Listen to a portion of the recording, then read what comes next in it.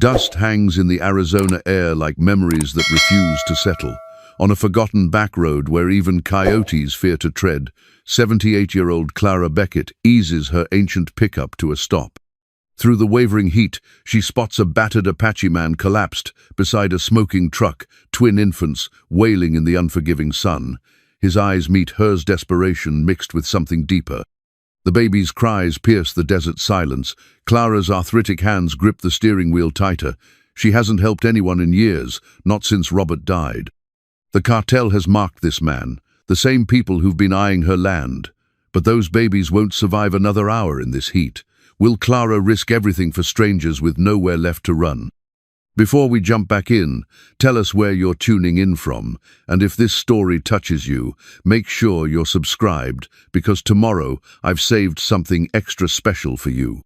Clara Beckett's day began like all the others with aching joints and the soft whine of her ancient border collie, Scout. The morning sun painted her weathered ranch house in harsh relief, exposing every crack in the adobe and every missing shingle. She'd stopped seeing these imperfections years ago, just as she'd stopped noticing the emptiness of the rooms. Her morning ritual never varied. Coffee brewed strong enough to stand a spoon in, 2 pieces of toast with the store-bought jam she'd reluctantly switched to after her hands became too arthritic for canning, a small box of pills organized by day of the week, and always Robert's cavalry medal placed beside her plate, a silent breakfast companion. "Another day above ground, Robert," she murmured, running her thumb over the tarnished surface. The medal had been awarded to her husband 43 years ago, before the war had claimed him. Not right away his body had come home intact, but something essential had been hollowed out of him in those distant mountains, and the ranch had gradually become his prison rather than his paradise. From her kitchen window, Clara surveyed what remained of the Flying Bee Ranch. Once, 500 head of cattle had grazed the surrounding hills. Now only 27 remained, mostly older cows she couldn't bring herself to sell. The barn leaned precariously to one side. The windmill creaked but still pumped enough water for her modest needs. It was less a working ranch now than a stubborn old woman's stand against time. The letter from the bank lay unopened on the counter where it had sat for 3 days. She knew what it contained, the same thing the bank manager had told her in town last month. The offer from Saguaro Development Group was still open, but not indefinitely. They wanted her 160 acres for a resort complex. The money would be enough to see her through whatever years remained in comfort. Clara scoffed at the thought. Comfort had never been her aim. Grabbing her wide-brimmed hat, she stepped onto the porch. Her old Ford pickup waited in the yard, its blue paint faded to the color of a winter sky. In the distance, dust rose from the county road, another convoy of unmarked vehicles heading north toward the reservation, the 3rd this week. She'd mentioned it to Sheriff Denton in town, but he'd dismissed her concerns with that patronizing smile he reserved for old women. "Probably just more government surveyors, Mrs. Beckett. Nothing for you to worry about." But Clara worried. The reservation had been unusually quiet lately. Miguel, who delivered her groceries from town once a month, had whispered about strangers at the trading post. Men with expensive boots and hard eyes who asked too many questions about water rights and property boundaries. "We're going to town, Scout," she announced, and the old dog thumped his tail in response. Clara tucked the medal into her pocket, where it had ridden for decades, a talisman against loneliness. The drive to Copper Canyon took 45 minutes on good days. Clara kept the truck at a steady 50, ignoring the occasional vehicle that roared past. Nobody rushed in this part of Arizona, except people who didn't belong. The desert demanded patience. Her route took her past the Gonzalez place, abandoned now after Ernesto's death last winter, and the turnoff to the reservation 20 miles beyond. Clara slowed as she approached the dirt track leading to what locals still called Indian land, though she knew the Apache people preferred their own names for their home. Movement caught her eyes flicker of reflected light from the hills above the road. She squinted, making out the silhouette of a parked vehicle where no vehicle should be, watching the road, watching her.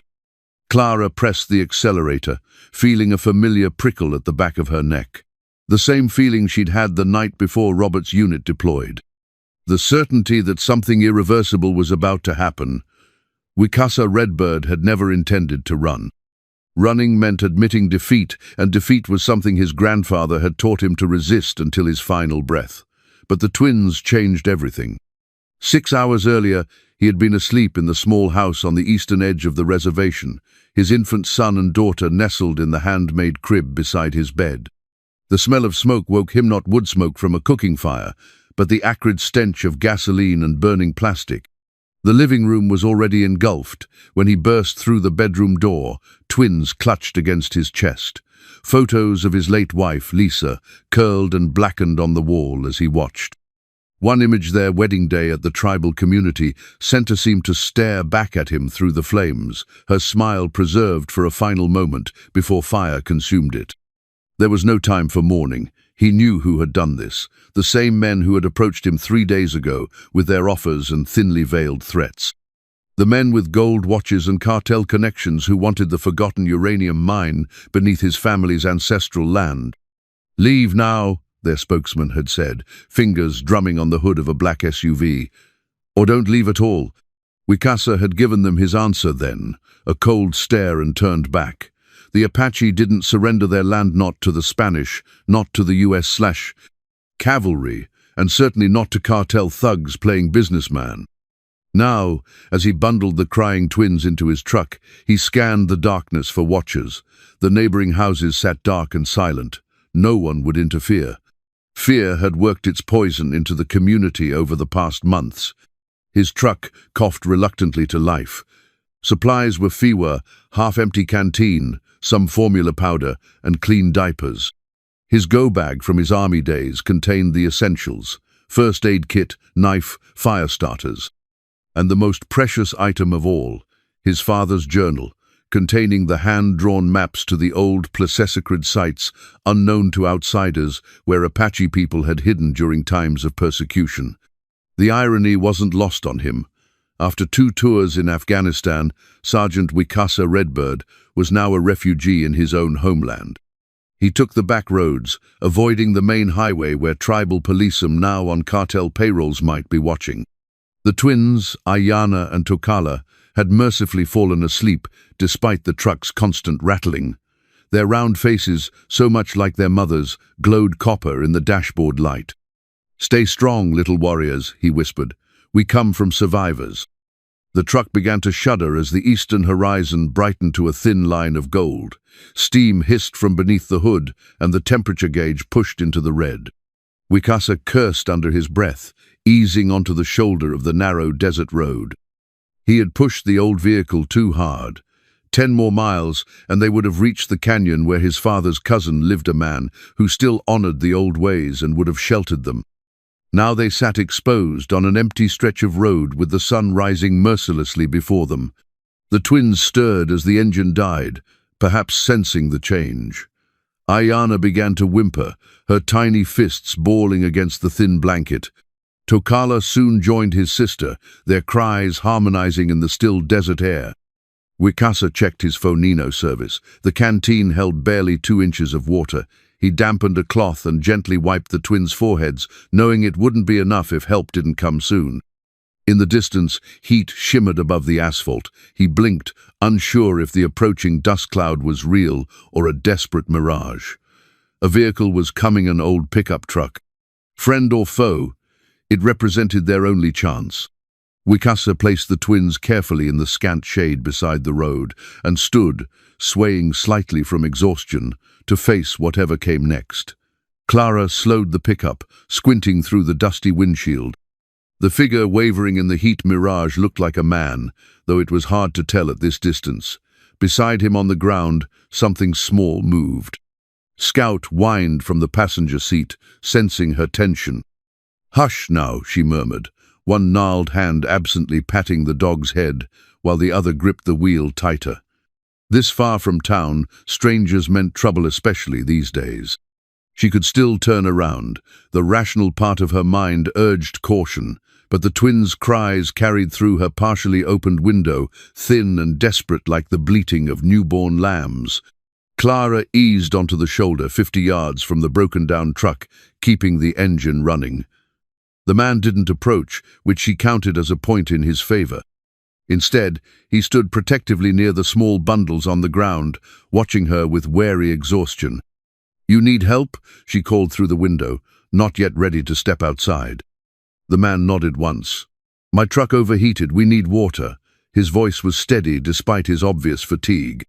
Clara assessed him with the practiced eye of someone who'd spent 7 decades learning to read people, young mid-30s perhaps, military bearing in the way he stood. Native, most likely Apache from his features and their proximity to the reservation. The twins at his feet wailed with increasing distress.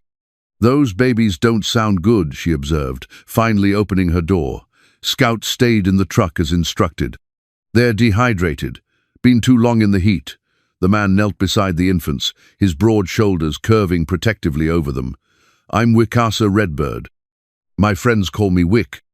Clara approached slowly, feeling the familiar ache in her hip with each step. Clara Beckett. She offered no hand to shake, instead peering down at the twins. Their small faces were flushed red, little tongues dry in their open mouths. "How old?" 6 months. She nodded, making calculations. "You running from someone, Mr. Redbird?" His eyes met hers directly. "Yes." "The men in the black SUVs." Surprise flickered across his face. "You've seen them?" 3 convoys this week alone. Clara glanced in her rearview mirror. The road remained empty, but dust hung in the distance. "We should move these little ones into some shade."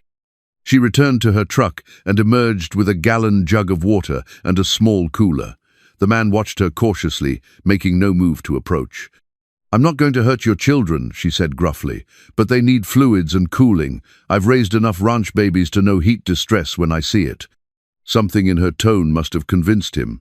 He gathered both twins in his arms and followed her to the shaded side of her pickup. Clara dampened clean handkerchiefs from her pocket and gently laid them on the babies' foreheads. She mixed water with a bit of the sugar packets she kept in the glove compartment.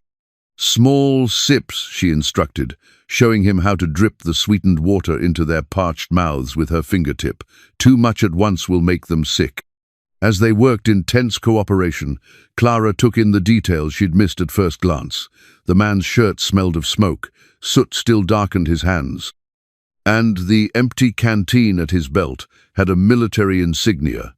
She recognized instantly the same unit patch that had adorned her husband's uniform. "You served with the 7th Cavalry," she stated, not a question. Wick's hands stilled momentarily. "2 tours, Afghanistan. My husband was 7th Cav, different war, same patch." She met his gaze directly. "Those men after you, they the same ones causing trouble on the reservation?" He nodded, attention returning to the twins as the little girl began to take the water more eagerly. The dust cloud on the horizon grew more distinct. Clara made her decision. "Get your things and these babies into my truck. Whatever's coming, we don't want to be here when it arrives." The rutted driveway to the Flying Bee Ranch rattled Clara's old bones and Wick's nerves in equal measure. The twins, settled in a makeshift nest of blankets on the bench seat between them, had finally stopped crying. The little boy, Tokala, slept with the abandon only infants can manage.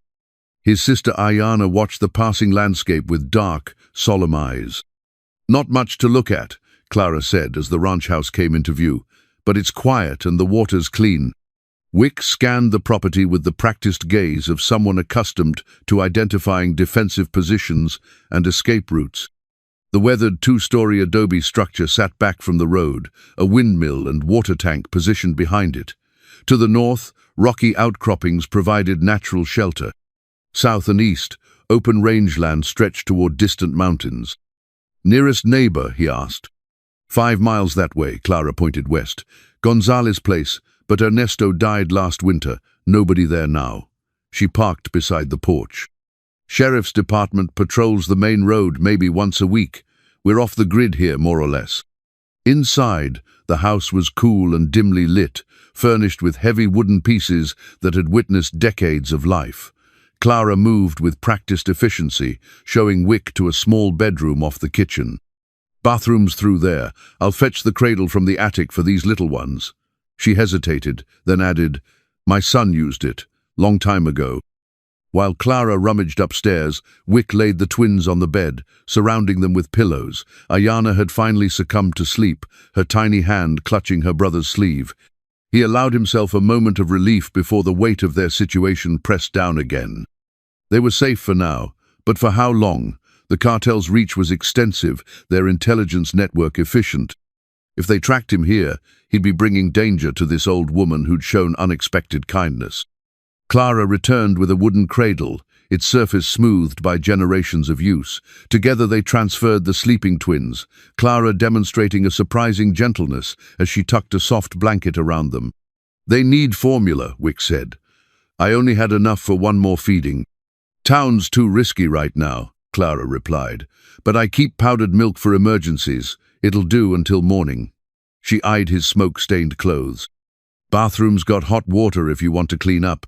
I'll find some of Robert's things might be a bit short on you, but they'll be clean." The ancient radio on the kitchen counter crackled to life as Clara adjusted the dial. Reception was poor this far out, but the local station's afternoon news broadcast cut through the static. "Authorities are searching for Wikasa Redbird, 34, who is wanted for questioning regarding a suspicious fire on the San Carlos reservation last night. Redbird is believed to be traveling with 2 infant children. Tribal police spokesman James Tallfeather stated that the children may be at risk." Clara's eyes met Wick's across the room. His expression had hardened into a mask. "They're saying I kidnapped my own children," he said flatly, "after they burned my house with us inside it." "Who's they?" Clara asked, her voice carefully neutral. "Men who want my land. They've bought off some tribal police, maybe higher officials too." He looked toward the bedroom where his children slept. "There's a uranium deposit under my family's traditional grounds. Been there for generations, but suddenly it's valuable again." Clara considered this, then reached decisively for the radio's power switch, cutting off the broadcast mid-sentence. "I don't much care for the news these days," she said. "Too many lies dressed up as facts." She moved to a cupboard and withdrew 2 mugs and a bottle of whiskey. "My husband used to say you can tell a lot about a man by how he handles 2 things, exhaustion and strong liquor." She poured 2 fingers in each mug and slid one across the table. "So, Mr. Redbird, before we decide what happens next, why don't you tell me the real story, all of it?" Dawn found Wick on Clara's porch, watching the sun paint the desert in shades of amber and rose. The night had been the first unbroken rest he'd had in days, despite sleeping in a chair beside the cradle. The twins still slumbered inside, their small chests rising and falling in perfect rhythm. "Coffee!" Clara appeared beside him, offering a steaming mug. He accepted with a nod of thanks. They stood in companionable silence, 2 strangers bound by circumstance and the shared language of early risers. "Your husband," Wick finally said. "He was 7th Cavalry in Vietnam." Clara nodded. "Robert Beckett, Staff Sergeant, 68 to 70. My father served with a Beckett, used to tell stories about a white man who learned Apache words and respected our ways." Wick studied her face. "Said that man saved his life during the Tet Offensive." A ghost of a smile touched Clara's lips. "That sounds like Robert. He came back with a notebook full of Apache phrases. Used to practice them with Miguel at the trading post." She sipped her coffee. "Your father, he came home?" "Eventually. Not the same man who left." Wick's gaze returned to the horizon. "War does that." "Yes," Clara said simply. "It does." After breakfast, Clara disappeared into the back bedroom that had remained closed since their arrival. She returned carrying a wooden box inlaid with turquoise stones. "Robert's things," she explained, placing it on the kitchen table. "I haven't opened this in years." Inside lay the artifacts of a soldier's life. Medals, patches, dog tags, and photographs yellowed with age. Beneath them, wrapped in a faded bandana, was a leather-bound journal. "He kept this during his 2nd tour," Clara said, running her fingers over the worn cover. "Said writing helped him remember who he was." Wick reached for a photograph showing a group of soldiers, some white, some clearly Native American, standing before a helicopter. "My father is here." He pointed to a young man with the same high cheekbones and steady gaze he saw in the mirror. "And this must be your husband." Clara nodded, throat tight with unexpected emotion. Robert's unit worked closely with Apache scouts. He said they were the best trackers and fighters he'd ever known. She carefully opened the journal, paging through entries written in a steady hand. After he came home, he maintained contact with several of the Apache men. They would visit sometimes, sitting on this very porch, speaking of things they couldn't share with anyone else. She paused at a page containing a hand-drawn map. He mentioned a place once, said if the world ever went sideways, there was a canyon where his Apache brothers would gather. A place outsiders couldn't find.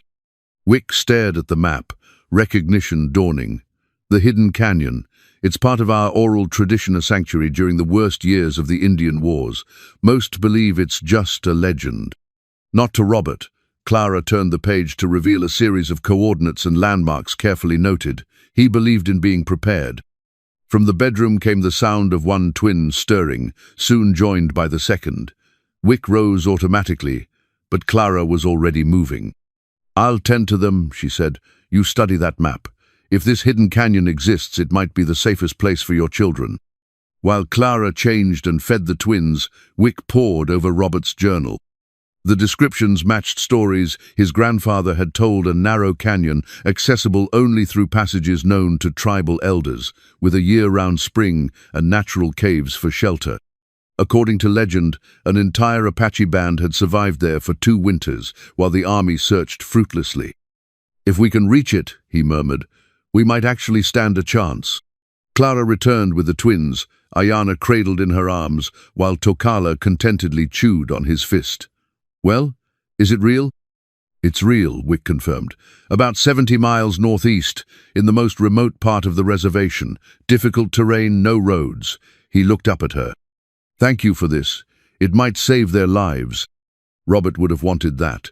Clara's weathered face softened as she gazed down at Ayana. These children deserve a future. "We'll need supplies," Wick began, but stopped at the sound of tires on gravel. Clara moved to the window with surprising speed for her age, peering through the faded gingham curtains. "It's Miguel's truck," she said, shoulders relaxing slightly. "Monthly delivery." Wick swept the journal and map into the wooden box. "He trustworthy?" "Known him 30 years. His family's been in these parts longer than mine." Clara straightened her shirt. "But he doesn't need to know you're here." She met Miguel at the door while Wick retreated to the bedroom with the twins. Through the thin walls, he could hear the easy rhythm of their conversation, Clara's terse questions, Miguel's animated responses. The exchange lasted 15 minutes before the truck's engine started again. Clara entered the bedroom carrying bags of groceries. "Miguel says Sheriff Denton was asking about strangers in town. Mentioned your name specifically." She began unpacking supplies onto the dresser formula, diapers, baby food. Said there's a reward for information. "How much?" 10,000. Clara's expression was grim. "That's cartel money. Sheriff doesn't have that kind of cash." Wick nodded, bouncing Tokala gently as the baby fussed. "Did Miguel seem suspicious?" "Hard to tell. He mentioned seeing a black SUV parked near my turnoff yesterday. She set down a transistor radio, newer than her ancient kitchen model. Brought this so we can keep up with news. Said the reservation's crawling with tribal police and consultants from Phoenix." They spent the afternoon preparing. Clara pulled supplies from various hiding spots around the ranch, ammunition for the lever-action rifle that hung above the fireplace, medical supplies, preserved food. Wick modified the cradle, adding padded sides that would allow the twins to travel safely in the truck bed if necessary. As sunset approached, Clara tuned the new radio to the local station. The news had escalated. Tribal authorities have issued an Amber Alert for 6-month-old twins, Ayana and Tokala Redbird, believed to be in the custody of their father, Wicasa Redbird, a person of interest in an arson investigation. Child Protective Services spokesperson Elaine Murphy expressed concern for the infant's welfare. "CPS," Clara muttered, shutting off the radio with a disgusted click. "Now we're dealing with the government too." "They're building a narrative," Wick said quietly. "Unstable father burns down his home, kidnaps his children, makes it easier to shoot first when they find us." The phone rang, startling them both. Clara rarely received calls. She answered warily, listening more than speaking. Her expression darkened as the conversation progressed. "That was Harriet Barnes," she said after hanging up. "Runs the diner in town. Sheriff's deputy was there for lunch, talking too much as usual. They're organizing a search party for tomorrow volunteers with hunting dogs, planning to start at the reservation border and work their way outward. Dogs will pick up our trail eventually," Wick said. Clara nodded, mind working. "We need to buy time." She moved to the window, staring at the darkening sky. "New moon tonight, good for moving without being seen." "You're thinking of leaving now?" Wick asked. "Not all of us. You and the twins stay put." Clara's voice took on the unmistakable tone of someone accustomed to giving orders. "I'll drive north, leave a false trail. Make it look like you're heading for the state line."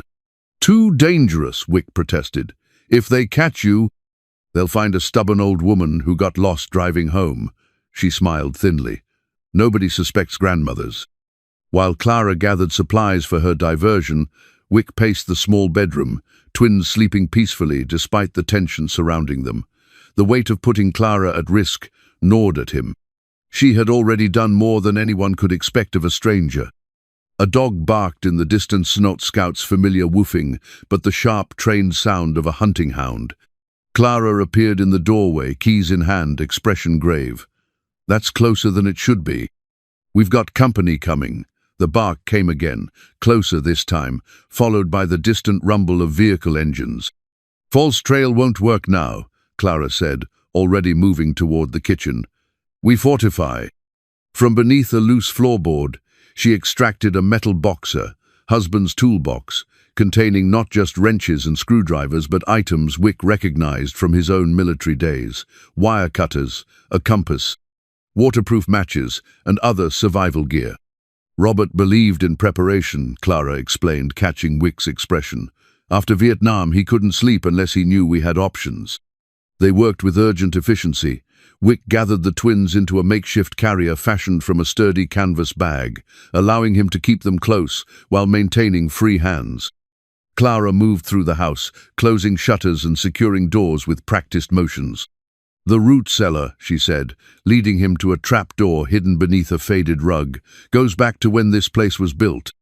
Original settlers needed somewhere to hide from Apache raids." She smiled faintly at the irony. "Now it'll hide Apache instead." The cellar was small but dry, with rough-hewn steps leading to a dirt floor. Clara lit a kerosene lamp, revealing shelves of preserved food, jugs of water, and a narrow cot. "I'll prepare this for the twins," she said. "You check the perimeter. Anyone approaching should be visible from the windmill platform." Wick climbed the weathered ladder to the windmill's observation deck, his military training automatically cataloguing defensive positions and escape routes. The property had natural advantages: clear lines of sight in all directions, elevated positions for surveillance, and multiple outbuildings offering concealment and cover. In the distance, headlights bounced along the access road, still a mile out, but approaching steadily. He counted 3 vehicles. From another direction came the hunting dogs, their handlers visible as shadows moving across the open desert. Clara joined him, rifle in hand. "What do you see?" 3 vehicles from the east, search party with dogs from the south. He pointed to a dust cloud barely visible in the fading light, and something else coming from the reservation side. "Motorcycles, maybe." "Coordinated approach," Clara observed grimly. "Someone's taking this seriously." They descended quickly, moving to implement the defensive measures they'd discussed. Clara retrieved solar-powered floodlights from the barn, positioning them to illuminate the yard while keeping the house in relative darkness. Wick uncovered an ancient gas generator behind the workshop, checking its fuel level and connections to the house's wiring. "Won't power much," Clara admitted, "but enough to surprise them if needed." From the toolbox, Wick extracted fishing line and small bells, creating rudimentary alarm systems across likely approach paths. Clara, meanwhile, filled water containers and moved ammunition to accessible locations throughout the house. "The twins?" Wick asked, glancing toward the main building. "Sleeping in the cellar, Scouts with them." Clara handed him a handheld radio from Robert's collection. "These still work, short range but enough for the property." As darkness fell completely, they made final preparations. Clara showed Wick the ranch's hidden features: irrigation channels that could flood portions of the yard, a reinforced storm shelter behind the barn, and a tunnel connecting the root cellar to the workshop, dug during Prohibition to hide bootleg liquor. "This place is a fortress," Wick observed. "Robert had his demons," Clara replied, "but his paranoia might save your children tonight." The distant engines grew louder, then suddenly cut off. The vehicles had stopped just beyond the property line. Wick's hand went instinctively to the knife at his belt, the only weapon he'd managed to bring from his burning home. Clara noticed the gesture. From a cabinet above the refrigerator, she removed a wooden case containing a service pistol military issue, well maintained. "Robert's backup piece," she said, offering it to Wick. "I expect you know how to use it." He checked the weapon with practiced hands. "You sure about this, Clara? These people could be dangerous. This isn't your fight." Clara's weathered face hardened as she lifted her rifle. "They brought it to my land. That makes it my fight." A spotlight suddenly blazed from the direction of the approaching vehicles, sweeping across the front of the property. One of the perimeter bells chimed softly from the southern approach. "They're here," Wick said quietly. The night passed in a tense standoff. The vehicles remained at the perimeter, occasionally sweeping spotlights across the property, but making no move to approach. The dog handlers circled widely, keeping their distance from the ranch buildings. "They're waiting for something," Wick murmured, as false dawn painted the horizon. "Or someone." Clara nodded, massaging her arthritic hands after the long night's vigil. "Probably Sheriff Denton with a warrant. They'll want to make this look legal." As the eastern sky brightened, Wick noticed movement in the scrubland behind the barnote from the direction of their watchers, but from the untamed desert beyond. He tensed, raising the field glasses Clara had provided. 3 figures moved with the terrain, nearly invisible, until they shifted position. Their approach showed intimate knowledge of the land, using natural features for concealment. "We have visitors from the reservation," Wick said quietly. 3 men coming in from the northwest." Clara squinted in that direction. "Friends of yours?"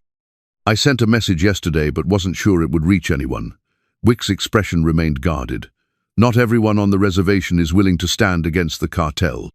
They watched as the 3 figures slipped expertly past the perimeter, where the vehicles waited, moving like shadows through the desert scrub. Within minutes, they had reached the back of the barn, undetected by the watchers. Clara and Wick met them at the workshop entrance. The men wore modern clothing but moved with an ancestral connection to the land. The eldest, his face deeply lined and hair streaked with grey, stepped forward first. "Nathan Crow-Wing," he introduced himself, extending a hand to Wick. "Your father and I were cousins." The other 2 men were younger, one in his 30s, the other barely out of his teens. "My son Joseph," Nathan indicated the older one, "and my nephew Kemet." Wick clasped each hand in turn. "I didn't know if anyone would come." "The old ways still matter to some of us," Nathan replied. His dark eyes shifted to Clara. "Mrs. Beckett, it has been many years." Clara studied him with surprise. "You knew Robert?" Nathan nodded. "I visited this ranch several times when your husband was alive. He was a good man who respected our traditions." Inside the workshop, Nathan produced a leather pouch from inside his jacket, a traditional medicine bag decorated with intricate beadwork. "For the children," he explained, opening it to reveal dried herbs and small carved fetishes. "My grandmother was a healer. These will protect them on the journey ahead." Joseph and Kama had brought practical supplies as well, additional ammunition, preserved food, and a satellite phone untraceable to the reservation. "The situation is worse than you know," Joseph told them, his voice low and urgent. Tribal Chairman Longbow signed mining rights over to Southwest Resources yesterday, subsidiary of the cartel's development company. They're claiming the fire was set by eco-terrorists opposed to the mining project. "And the twins?" Wick asked. "The story is that you took them during a custody dispute with your in-laws," Kime explained. "They've brought your wife's parents from Oklahoma to make statements to the press." Wick's jaw tightened. "Lisa's parents haven't spoken to us since she married me. They've never even seen the twins." Nathan placed a steadying hand on Wick's shoulder. "This is why we must move quickly. The hidden canyon is real, just as your father taught you. Several families have already gone there. away from the corruption that has infected the tribal council. Clara spread Robert's map on the workbench. Can you confirm these routes? Nathan studied the yellowed paper, nodding slowly. Your husband marked the paths well, but some have changed with time. He took a pencil, making careful adjustments.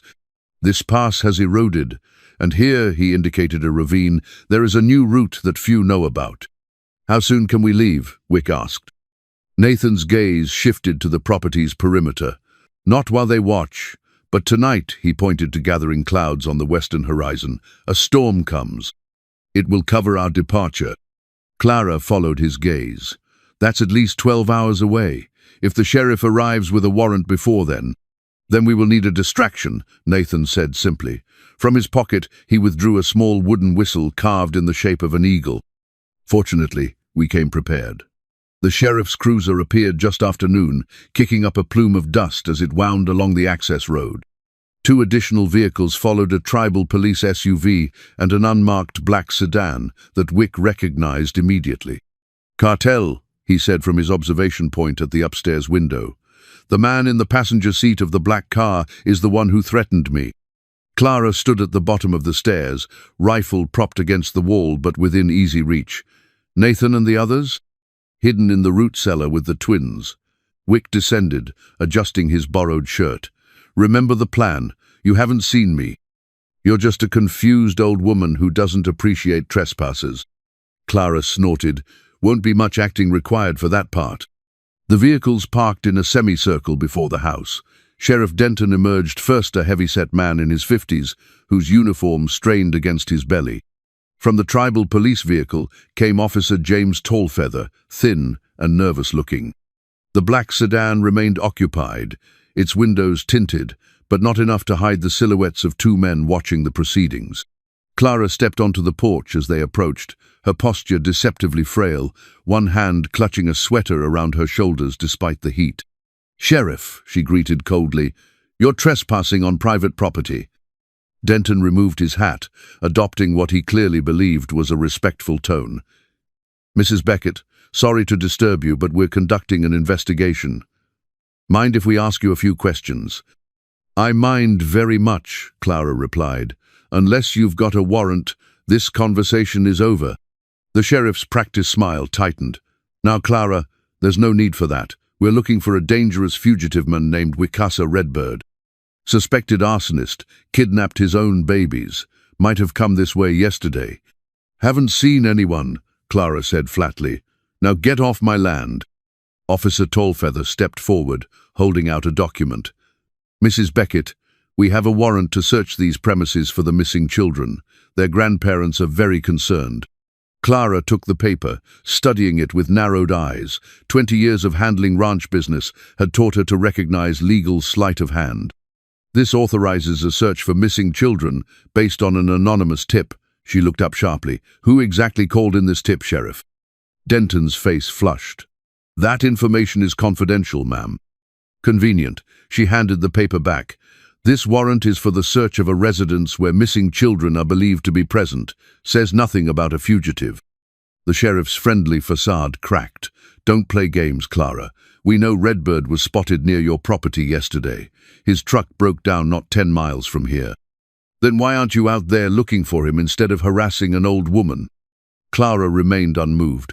"I haven't left this ranch in 3 days. Ask Miguel if you don't believe me." From the black sedan, a door opened. A man in an expensive suit emerged, adjusting his cuffs as he approached. His smile was practiced, his eyes cold as a rattlesnake's. "Mrs. Beckett," he said smoothly, "I'm David Reyes, representing Southwest Resources. We're very concerned about these missing children." "Are you now?" Clara's voice dripped with skepticism. "Funny how a mining company is involved in a missing persons case." Reyes' smile didn't waver. "We're community partners with the reservation. When children are at risk, everyone should help." He nodded to the sheriff. "Perhaps we should conduct our search, officer." "Not so fast," Clara interrupted.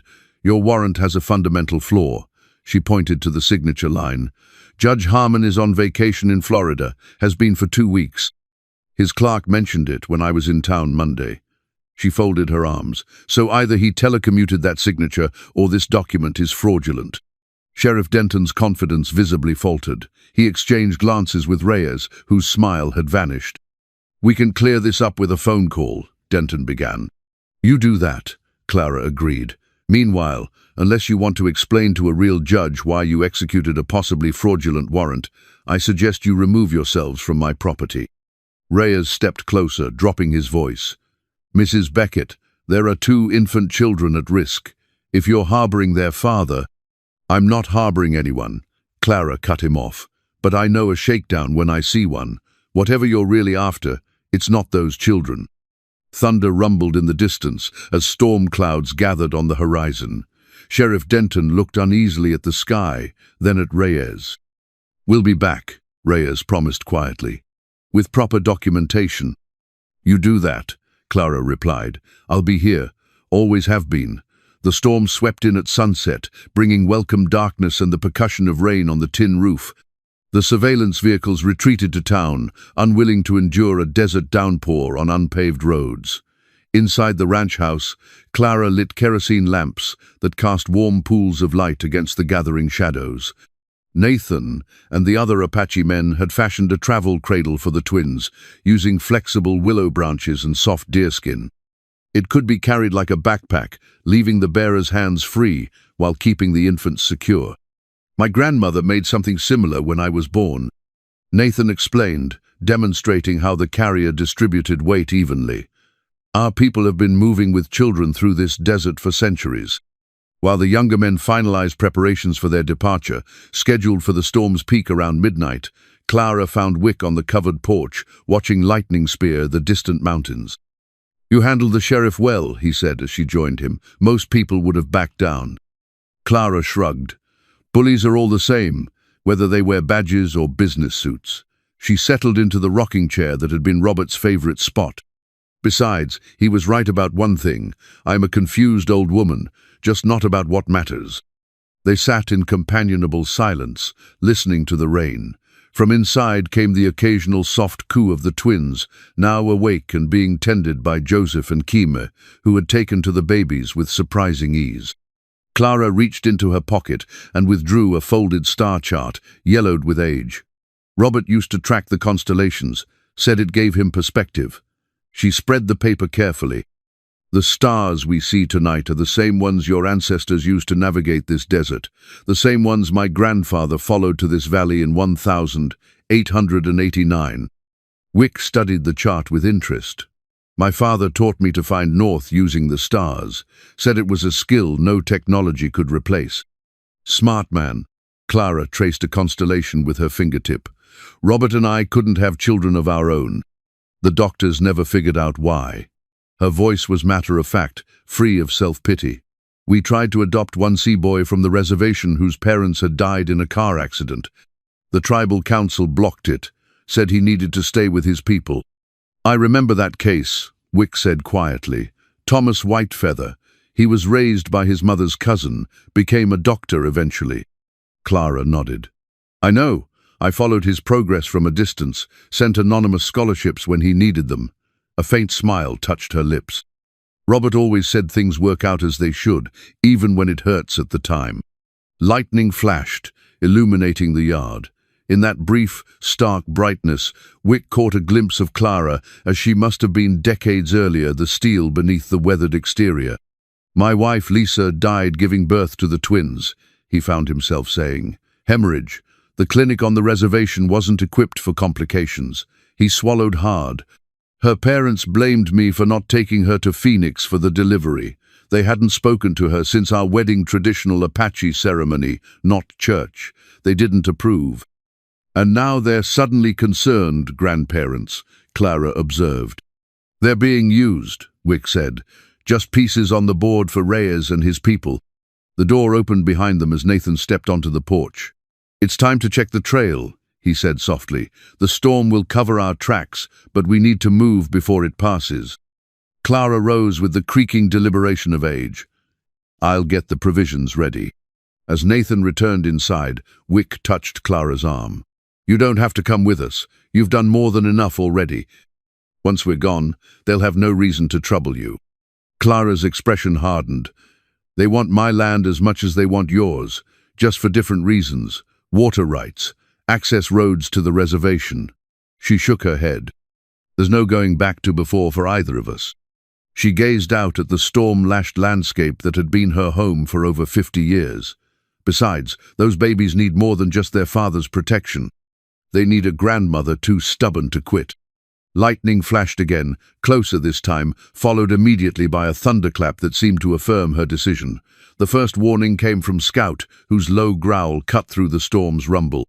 Clara and Wick exchanged glances. The old dog rarely sounded false alarms. Nathan appeared in the doorway, expression grim. Vehicles approaching from the south, not using headlights. Wick moved to the window, peering through a narrow gap in the curtains. 3 SUVs, moving slow, using the storm for cover. He turned to Clara. "These aren't law enforcement. Sheriff would announce himself, especially in this weather." "Cartel," Clara said flatly. It wasn't a question. Events unfolded with military precision. Clara ushered the twins and the younger Apache men into the root cellar, while Wick and Nathan took defensive positions. Years of Robert's paranoid preparations were about to prove their worth. The attackers struck from multiple directions, simultaneous 4 men approaching the barn, 2 more heading for the back entrance, while a third pair circled toward the front porch. Their movements betrayed professional training, coordinated through hand signals and radio earpieces, visible when lightning flashed. From his position in the darkened kitchen, Wick watched the men advance through the scope of Robert's hunting rifle. They wore tactical gear and moved with the confidence of those accustomed to overwhelming their targets. "They're not expecting resistance," he whispered to Nathan. "They think it's just an old woman alone." A shotgun blast shattered the night as Clara fired at the barn from an upstairs window, not aiming to hit, but to announce that the house was defended. The attackers dove for cover, momentarily confused by the unexpected resistance. The next minutes blurred into chaos. Wick triggered the perimeter lights Clara had installed, flooding the yard with sudden, blinding illumination. The attackers, caught in the open, fired wildly at the house. Glass shattered and wood splintered as bullets struck the building. Nathan used the tribal whistle, its high-pitched tone carrying even through the storm. From the surrounding darkness came answering calls, the prearranged signal to Joseph and Kame that danger had found them. Clara proved herself a marksman, picking her shots with calm precision despite the violence erupting around her. 20 years of keeping coyotes from my chickens," she explained when Wick cast her a surprised glance between shots. One attacker went down, clutching his leg where Clara's bullet had found him. Another cried out as Nathan's shot struck his shoulder. The remaining men fell back, retreating to their vehicles. A moment of tense silence followed, broken only by the storm and the moans of the wounded men. Then a new sound emerged, the deep, throaty rumble of multiple motorcycles approaching from the east. "Reinforcements," Wick said grimly, checking his ammunition. But when lightning illuminated the new arrivals, Wick recognized Apache faces beneath the rain-slicked helmets. 6 riders, all armed, their bikes modified for silent running. "The resistance," Nathan explained, a hint of pride in his voice. "Not everyone on the reservation has surrendered to corruption." The cartel men, seeing themselves suddenly outnumbered, retreated fully to their vehicles. One attacker remained behind, unable to walk with his wounded leg. As the SUVs peeled away, their headlights finally activated in their haste to escape, he dragged himself toward the shelter of a juniper tree. Clara approached the wounded man cautiously, rifle ready. He was young, barely 20, with the distinctive tattoos of cartel foot soldiers visible on his neck. "Who sent you?" she demanded. The man spat on the ground. "You're dead anyway, old woman. Reyes doesn't leave witnesses." Nathan knelt beside him, examining the wound with clinical detachment. "He'll live." Bullet passed clean through. From the man's jacket pocket, a shell casing fell to the ground, distinctive brass with markings Clara didn't recognize. Nathan did, however, his expression darkening as he picked it up. "Military grade," he said quietly to Wick. "From Mexican Army supplies. This confirms who we're dealing with." The Apache motorcyclists secured the prisoner, while Clara and Wick retreated to the house to check for damage. Bullet holes peppered the front, and 2 windows were shattered, but the thick adobe walls had protected those inside. "We need to leave now," Wick said, helping Clara gather the emergency packs. "They'll be back with more men." Clara nodded, casting one last look around the home she'd maintained for over 50 years. "I never thought I'd be forced out like this." "We'll come back," Wick promised, though they both recognized the hollow ring of his words. The storm continued to rage outside, providing the cover they desperately needed for their escape. The motorcyclists took the wounded cartel member away, heading toward the reservation where sympathetic tribal elders would decide his fate. Inside the ranch house, preparations accelerated with the efficiency of people who understood that minutes could mean survival. Clara moved through the rooms with purpose, selecting only essentials: medications, first aid supplies, water purification tablets. Her hands lingered briefly on framed photographs, then moved past them. Memories couldn't protect the twins. In the kitchen, she unlocked a metal firebox hidden behind a loose baseboard. Inside lay documents accumulated over a lifetime: deed to the ranch, insurance policies, birth certificates. She added Robert's military papers and his journal with the canyon coordinates. "For the road ahead," she explained to Wick, who entered carrying the twins' supplies. "Legal proof might matter as much as bullets before this is over." Nathan spread a hand-drawn map across the tableau Roberts, but his own, created from generations of oral knowledge, passed down through his family. "We'll take 3 vehicles," he explained, tracing routes with a weathered finger. "The motorcycles will lead, checking for roadblocks. Joseph and Kame will drive the second vehicle with most of our supplies." He indicated a winding path that avoided main roads. "You, Clara, and the twins will take her truck on this route, longer but less likely to be watched." Wick studied the map, committing it to memory. "Rendezvous point?" "Here," Nathan pointed to a formation marked with an X. "Eagle Rock, sacred ground where even corrupt tribal police won't follow easily." He folded the map carefully. "From there, we enter the old territories where vehicles can't go. The journey to the hidden canyon continues on foot." Clara entered with a small leather satchel containing the twins' necessities.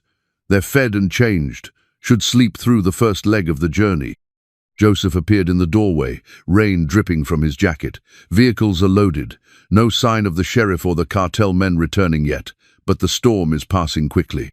Clara nodded and moved to the back porch where Scout waited. She knelt with difficulty, wrapping her arms around the old dog's neck. "You're staying with Miguel," she told him, voice gentle but firm. "He'll care for you until I return." "If I return," her eyes said, though her words remained optimistic. Joseph would drop Scout at Miguel's place on the way. The old ranch hand was one of the few people Clara trusted completely. The dog would be safe there, and Clara couldn't bear to bring him into the dangers that lay ahead. In the bedroom, Clara changed into practical clothes: sturdy jeans, flannel shirt, hiking boots worn to a perfect fit over decades of desert walking. From the closet shelf, she retrieved a wide-brimmed hat with a beaded banda gift from an Apache craftsman to Robert years ago. The last item she collected was small enough to fit in her Palmer compass that had belonged to her grandfather, its aged brass case engraved with pioneer motifs of mountains and stars. It had guided her family to this land generations ago. Now it would guide them away. Wick found her there, standing in the center of the bedroom, compass in hand. "Having second thoughts?" he asked quietly. "No," she replied without hesitation. "Just saying goodbye." She slipped the compass into her pocket. "This house has seen births and deaths, arguments and reconciliations. 52 years of my life within these walls. We'll protect it in your absence," said a voice from the doorway. A tall Apache man Clara didn't recognize stood there, accompanied by Keme. "I'm Daniel Blackhorse. My grandfather was friends with your husband. Our people will watch over your land," Keme explained. "Rotating shifts, always someone present. The cartel won't claim it while you're gone." Clara nodded her thanks, unexpectedly moved by this gesture of respect. Outside, the vehicles waited, engines running. The twins were already secured in Clara's truck, the custom carrier anchored firmly to the seat. Nathan had performed a traditional blessing over them, touching their foreheads with a mixture of sacred herbs and speaking words in Apache that sounded ancient as the desert itself.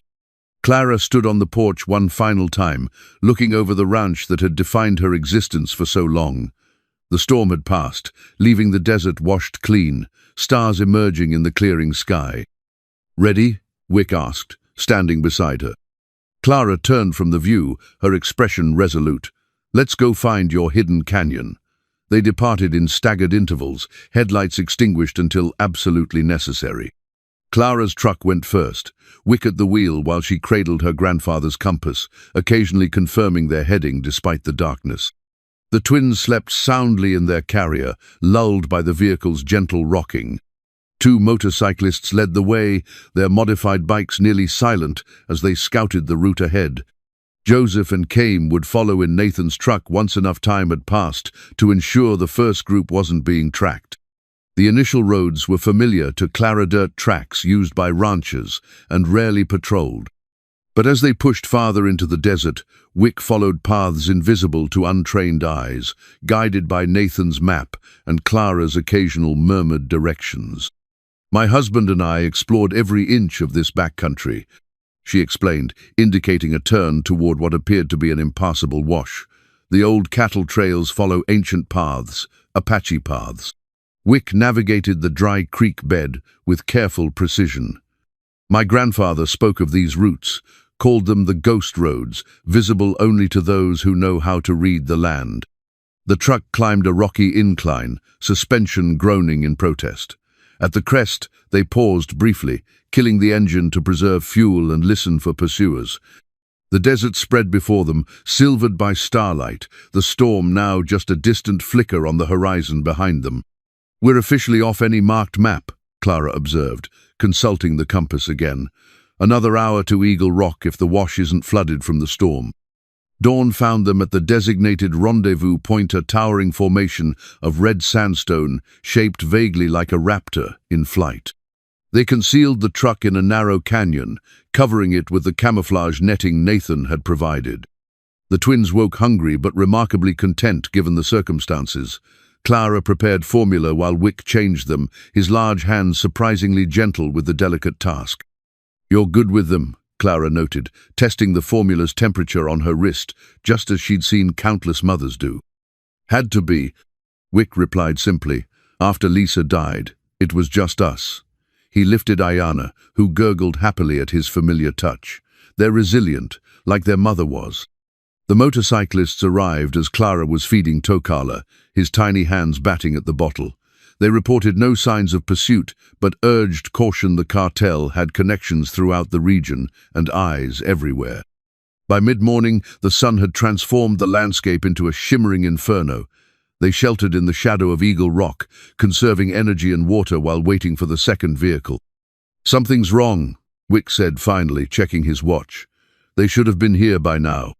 One of the scouts volunteered to backtrack, his motorcycle ideal for navigating the difficult terrain quickly.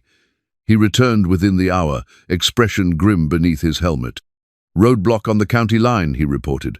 "Sheriff's department and tribal police. They're checking every vehicle." Clara's eyes narrowed. They couldn't have organized that so quickly without advance planning. "They were expecting us to run," Wick agreed. "Question is, do they know which direction we took?" The answer came with the distant thrum of helicopter rotors, still miles away but approaching steadily. One of the scouts handed Wick a pair of binoculars. The aircraft's profile was civilian, but its systematic search pattern suggested law enforcement methodology. "We need to move," Nathan's voice came from behind them, startling the group. He had approached on foot, materializing from the desert like a spirit. Joseph and Kame abandoned the vehicle and continued cross-country. "They'll rejoin us at the next waypoint." Wick studied the helicopter's trajectory.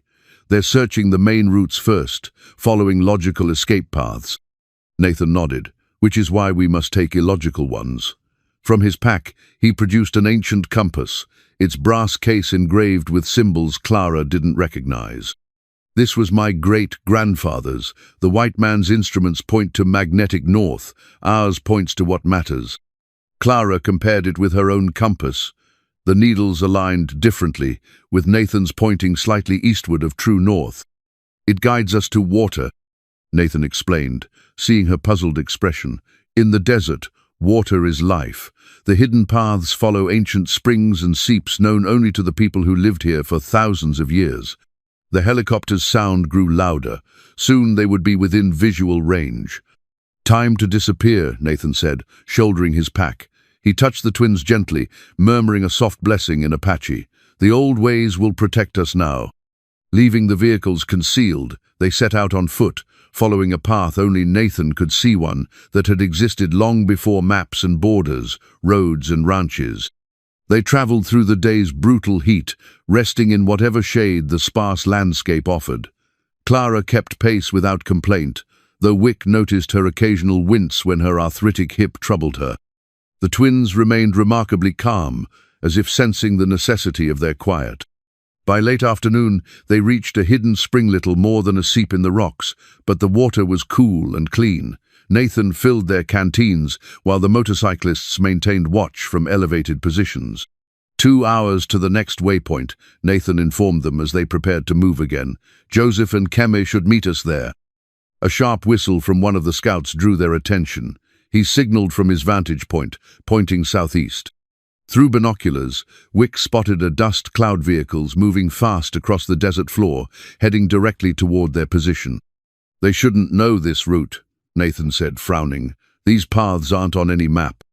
Clara's expression darkened. Someone talked. "Miguel," Wick suggested, remembering the ranch hand who had taken in Scout.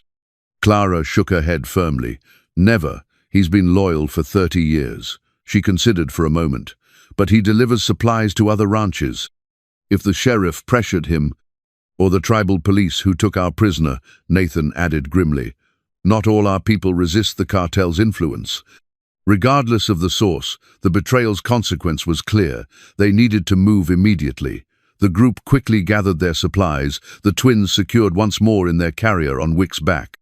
The scouts took separate routes to confuse pursuers, while Nathan led Clara and Wick deeper into the maze of canyons. The terrain grew increasingly difficult, narrow passages between towering sandstone walls, loose scree that shifted treacherously underfoot, dry waterfalls that required careful climbing. Clara struggled with one particularly steep ascent. Wick, despite carrying the twins, reached back to offer his free hand. "I don't need coddling," she said, but accepted his help nonetheless. "It's not weakness to rely on others," Wick replied quietly. "My grandfather taught me that." "Smart man," Clara grunted as she cleared the ledge. "Took me 70 years to learn it." They pushed on as the sun began its descent, casting long shadows across the canyon floor. The vehicle's dust cloud had disappeared from view, but whether that meant they had lost their pursuers or simply that the terrain now obscured them was impossible to know. The first sign of the approaching sandstorm was subtly a change in air pressure that made their ears pop, followed by an unnatural stillness. Birds ceased their calls, and even insects fell silent. Nathan paused, studying the western horizon with concern. "Haboob," he said, using the Arabic term that had become common in the southwest for the most severe sandstorms. "Moving fast." Clara had experienced enough desert storms to understand the danger. These massive walls of sand could reduce visibility to 0 in seconds, suffocate the unprepared, and completely rewrite the landscape. "How long?" she asked. 20 minutes, maybe less. Nathan scanned the terrain. "We need shelter."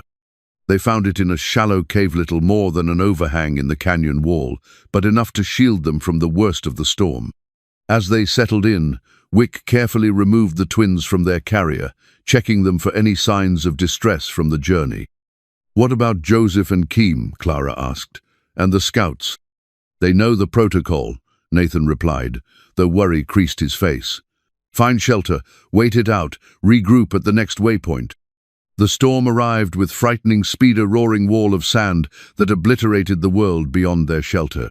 The air filled with fine dust despite their protected position, forcing them to cover their mouths and noses with damp cloths. The twins, sensing the danger, began to cry. Clara took Ayana from Wick, cradling the infant against her chest and humming a soft, tuneless melody that somehow penetrated the storm's roar. Gradually, the baby quieted, tiny fingers clutching Clara's shirt. Through the howling wind came another sound, engines laboring, men shouting. Their pursuers had been caught in the open when the storm hit. Sheriff's men, Clara wondered. Wick shook his head. Cartel, listen to the Spanish. The voices grew closer, disoriented men stumbling through the blinding sand. A beam of light swept past their hiding place, catching Clara's face for a brief, terrifying moment before moving on. They can't see in this any better than we can, Nathan whispered, but if they find this shelter... Wick handed Tokala to Clara and reached for his knife. Nathan produced a small revolver from his ankle holster. The footsteps came closer, flashlight beams dancing erratically through the swirling sand. Then, as suddenly as they had appeared, the lights moved away, voices fading as the men sought shelter elsewhere. The storm's fury increased, isolating them in a world reduced to their small sanctuary and the screaming wind beyond. When this passes, Wick said, watching the twins now sleeping against Clara's chest, everything will have changed, all tracks erased. A second chance, Nathan agreed, if we survive.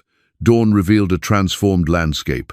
The sandstorm had redrawn the desert overnight, erasing trails and reshaping dunes. They emerged from their shelter cautiously, eyes stinging from residual dust despite their precautions. Which way now? Clara asked, bouncing Tokala gently as he fussed. The infant sister remained asleep in Wick's arms, exhausted from the ordeal. Nathan consulted his special compass, then studied the sun's position. For several minutes, he stood motionless, communing with the desert in a way neither Clara nor Wick fully understood. Finally, he pointed to a distant ridgeline. There, the approach to the hidden canyon lies beyond that rise. They set out across the altered terrain, stepping carefully over newly formed sand ripples. The storm had obliterated all signs of their pursuers, but whether that meant safety or simply uncertainty remained to be seen. By mid-morning, heat once again became their primary adversary. Clara's pace slowed, though she rejected Wick's offers to rest. "Time enough for resting when the twins are safe," she insisted, wiping sweat from her brow with a bandana. A whistle high and melodic stopped them in their tracks. Nathan replied with a similar call, and moments later, Joseph emerged from behind a boulder, looking haggard but unharmed. "The storm separated us from Keem," he reported. "I lost sight of him when visibility dropped." Nathan's face remained impassive, but his eyes revealed his concern. "The scouts?" "No sign," Joseph replied, "but I found something else." He led them to a shallow depression shielded by rock outcroppings. There, carefully arranged, lay 3 filled canteens and a small package of dried meat, Apache trail markers nearby. "Our people have been watching over this route." "The resistance," Wick murmured. "They're helping guide us in." Clara examined the offerings with surprise. "I thought the hidden canyon was a secret even among your people." "From most, yes," Nathan confirmed, "but some elders maintain the old knowledge. They would recognize our journey for what it is." Refreshed by the unexpected provisions, they continued toward the ridgeline. The twins grew increasingly fussy in the heat, despite their best efforts to keep them comfortable. Ayana developed a slight fever, causing Wick's worry to deepen with each passing hour. "She needs proper care," he said, touching her flushed cheek. "Soon," Nathan promised. "The canyon has a permanent spring. The water has healing properties according to our traditions." They reached the base of the ridge by late afternoon. What had appeared to be a straightforward ascent from a distance revealed itself as a treacherous maze of loose rock and narrow ledges. Clara stared up at the imposing barrier, doubt flickering across her weathered face for the first time. "I'll slow you down on that climb," she admitted reluctantly. "We go together or not at all," Wick said firmly. "The twins need both of us now." The climb proved as difficult as it appeared. They moved with agonizing slowness, testing each handhold before trusting their weight to it. Joseph led, with Nathan bringing up the rear. Clara pressed on through obvious pain, her determination a palpable force. Near the summit, disaster nearly struck when a rock gave way beneath Clara's foot. She slid several feet before managing to arrest her fall, gasping as sharp stone edges cut into her palms. Wick, who had climbed slightly ahead with Ayana secured to his chest, turned back in alarm. "Clara!" "I'm fine," she insisted, though blood seeped between her fingers. "Keep going." At the ridge's peak, they paused to catch their breath. The view stretched for miles in all directions, vast emptiness that would reveal any approaching threat. But it was what lay on the other side that drew their collective gaze. Below them, concealed from the outside world by the ridge's natural barrier, stretched a verdant cañona, hidden oasis in the desert's harshest sector. A slender ribbon of water caught the late afternoon light, winding through groves of cottonwood and willow. Small structures were visible among the trees, their designs blending with the natural surroundings. "The hidden canyon," Nathan said softly, "untouched by outside forces for generations." Joseph produced a small wooden whistle carved in the shape of an eagle twin to the one Nathan carried. He blew 3 distinct notes, the sound carrying clearly in the still air. After a moment, an answering call rose from the canyon. "They welcome us," Nathan explained. As they began their descent toward the sanctuary, Wick noticed something unusual about the water flowing through the canyon. It seemed to glow with an inner light, as if the setting sun had infused it with its essence. "The sacred spring," Nathan confirmed, following his gaze. "Its waters have sustained our people through our darkest times." Clara watched as Wick's face transformed with hope. "Will it help Ayanna?" "It already has," Nathan replied, nodding toward the infant. The flush was fading from her cheeks, her breathing growing more regular with each step they took toward the canyon floor. "The healing has begun." The hidden canyon's residents welcomed them with quiet efficiency. Women took the twins to be bathed in the sacred spring, while others tended to Clara's injured hands. Approximately 30 people had gathered in this sanctuary, mostly Apache families with young children, plus a few elders whose lined faces spoke of decades spent preserving traditions. Wick reunited with Keem, who had arrived hours earlier guided by one of the motorcyclists. The scouts had also found their way to the canyon, completing their group once more. As night fell, they gathered around a small fire, carefully shielded to prevent any light from being visible beyond the canyon walls. The elders shared news that chilled their momentary sense of security. "The cartel has offered $100,000 for information leading to Wicasa and the children," a white-haired woman named Sarah White Dove informed them. "They're claiming it's to rescue the twins from kidnapping." "And my land?" Clara asked. "Sheriff Denton has filed emergency eminent domain papers," Sarah replied, "claiming a public safety risk due to your harboring a fugitive." Clara's expression hardened. "They're moving fast." "Because they're desperate," Nathan observed. "The mining permits require clear title to both properties. Delays cost them millions." Their discussion continued until dawn approached, weighing options that grew increasingly limited. The hidden canyon offered temporary sanctuary, but Wick and Clara both understood that running forever was no life for the twins. As they debated next steps, a young lookout scrambled down from his perch on the canyon rim, breathless with alarm. "Vehicles approaching from the south," he reported. "Sheriff's cruisers and black SUVs, at least 8 vehicles total." Nathan frowned. "How did they find this place?" "Satellite imagery," Clara suggested. "Military-grade surveillance. Reyes has those connections." They moved quickly to defensive positions. Children and elders retreated to caves deeper in the canyon, while those able to fight took up strategic locations along the rim and approach. Clara insisted on remaining despite her age and injured hands. "This is my fight too," she reminded Wick when he suggested she seek shelter with the twins. The confrontation began with a bullhorn echoing across the canyon. Sheriff Denton's voice, strained with false authority, demanded their surrender. "Wicasa Redbird, we have warrants for your arrest on charges of arson, kidnapping, and assault on law enforcement officers.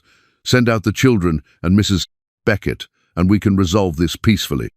Beside the sheriff stood Reyes and a group of hard-faced men in tactical gear, private military contractors rather than regular cartel soldiers. More concerning was the presence of a woman in a business suit carrying a Child Protective Services badge, accompanied by an elderly couple Wick recognized with shock. "Lisa's parents," he murmured to Clara. "They're actually going through with this charade." Clara surveyed the gathering force with a strategist's eye. "They're keeping it official, using legal cover for what's essentially a paramilitary operation. She nodded toward tribal police vehicles at the perimeter. "Notice who's missing." "Chairman Longbow," Wick realized. "He's not willing to be seen taking the canyon by force." Nathan approached, expression grim. "We're outnumbered and outgunned if they rush the canyon." "They won't," Clara said with sudden certainty. "Not if we change the rules." From her pocket, she withdrew the ranch deed and other papers she'd brought from her home. "I need something to write with." While Denton continued his amplified demands, Clara worked quickly, filling out forms she'd brought with remarkable foresight. When finished, she handed them to Nathan. "Get these to Joseph. Tell him to approach from the eastern ridge. They're not watching that side as carefully. He needs to reach my lawyer in town." Nathan studied the documents, eyes widening in understanding. "You're sure about this?" Clara nodded firmly. "More sure than I've been about anything in decades." Joseph departed silently, using ancient Apache paths invisible to untrained eyes. Meanwhile, Clara stepped forward to the canyon's edge, fully visible to those below. "Sheriff Denton," she called, her voice carrying surprisingly well. "I'd like to discuss terms." The standoff continued for hours, with Clara orchestrating a delaying action through increasingly complex legal arguments that kept Denton and Reyes engaged while Joseph completed his mission.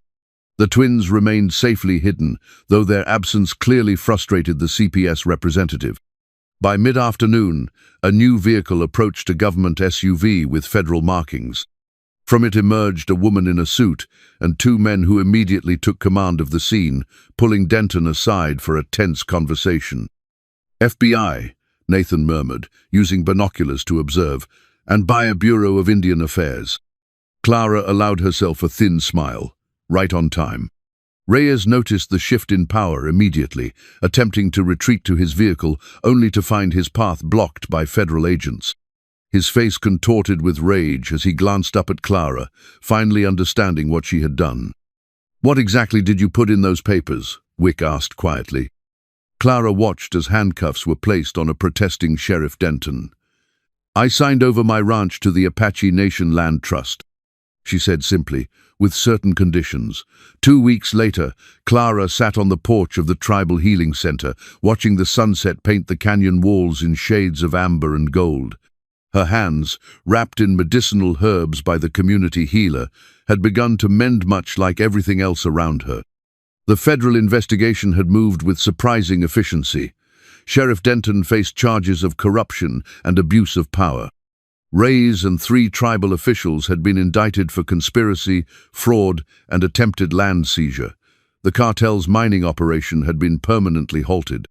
Most satisfying to Clara was the discovery that her lawyer had kept copies of Robert's military records, including documentation of uranium contamination from the old mining sites. The evidence had triggered an EPA investigation that would prevent any future exploitation of the reservation lands. Wick emerged from the healing center, twins balanced expertly in his arms. Ayana and Tokala had thrived in the canyon, their round faces brightened by health and security. "The council's decision came through," he said, settling beside Clara on the bench.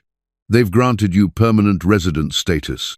Clara nodded, unsurprised but moved nonetheless. "And my conditions?" "Accepted unanimously. The Flying Bee Ranch lands will be incorporated into the expanded tribal territory, with water rights secured for both properties." Wick adjusted Tokala as the baby reached curiously for Clara. "The council was particularly impressed by your requirement that the land never be developed or sold." "It's what Robert would have wanted," Clara said simply. "That land has its own spirit. It deserves protection." In the center of the canyon community, preparations continued for the evening ceremony.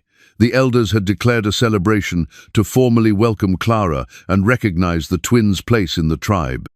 Traditional drums and voices would soon fill the night air. Sarah White Dove approached, carrying a bundle wrapped in soft deerskin. "It's finished," she announced, presenting it to Clara. Clara carefully unwrapped the package to reveal a handcrafted cradle smaller than the one from her ranch, but similar in design, with Apache symbols carved into the wooden frame and soft rabbit fur lining the interior. "For the little ones," Sarah explained, "made in our tradition but incorporating elements of your family's cradle as well. 2 cultures, one future. Clara ran her fingers over the intricate carvings, throat tight with emotion. "It's beautiful," she managed. "Your husband's spirit helped guide this journey," Sarah said gently. "The elders sense his presence in how events unfolded.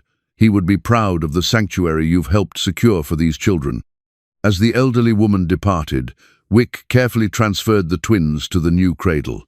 They settled immediately, as if recognizing they were exactly where they belonged.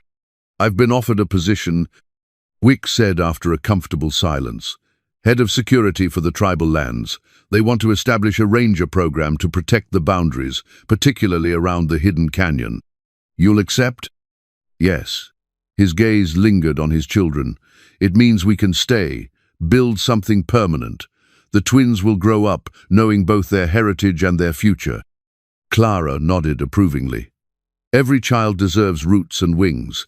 She glanced toward the gathering community members. "What about Lisa's parents?" "They've returned to Oklahoma," Wick replied. "The FBI made it clear they were being used as pawns. I've offered to send pictures of the twins, maybe someday." He left the thought unfinished, but Clara understood. Healing came in its own time, like the desert after rain. As darkness fell, Nathan approached with a ceremonial blanket, draping it gently around Clara's shoulders. "It's time," he said. "The tribe wishes to honor you." Clara rose stiffly, her hip still troubling her despite the healer's treatments. Age had its limitations. But as Wick gathered the twins, and the three of them walked toward the circle of firelight where the community waited, she felt a profound sense of rightness. What had begun as a chance encounter on a lonely desert road had transformed into something neither she nor Wick could have imagined. A new family forged through adversity, a new beginning built on ancient foundations. Under the vast canopy of stars, with the twins nestled safely in their new cradle, Clara joined the circle. The eldest tribal member stepped forward, placing his weathered hands on her shoulders in blessing. "Many winters have passed since outsiders were welcomed as true family," he announced to the gathered community. "Tonight, we recognize a woman whose courage and wisdom have earned her a place among us." As the drums began and voices rose in songs older than memory, Clara caught Wick's eye across the circle. No words were needed. They had found not just safety, but home for themselves and for the twins who had brought them together. In the flickering firelight, the new cradle gleamed with promise.